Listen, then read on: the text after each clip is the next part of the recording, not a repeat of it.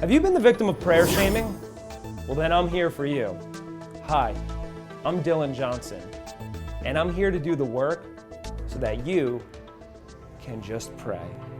Praying is one of the most important things we can do. The Pope does it, and even he does it. Prayer shaming is a serious hate crime happening all over this great nation. Have you felt marginalized by your right to pray and only pray?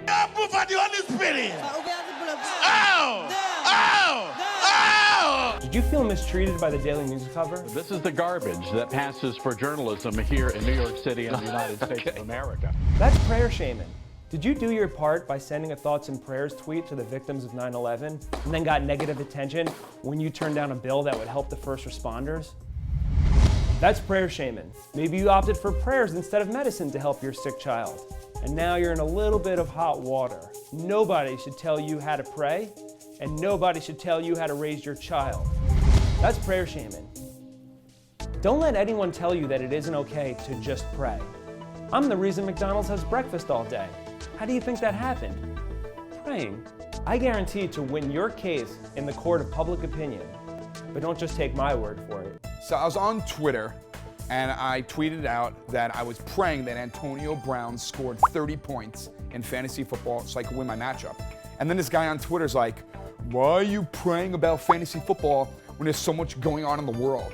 I called Dylan and he took on my case. And guess what? Yeah, I won my fantasy matchup. It's crazy. You know, Dylan works in mysterious ways.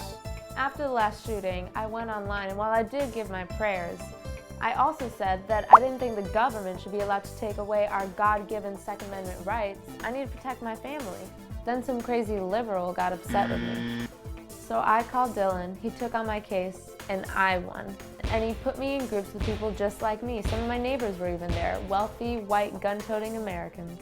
I will make it legal so that you can pray for anything you want, included but not limited to passing a class you're worried about, that the poor would just disappear, and Sharia law.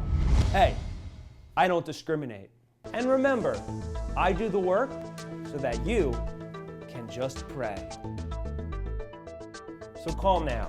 What are you waiting for?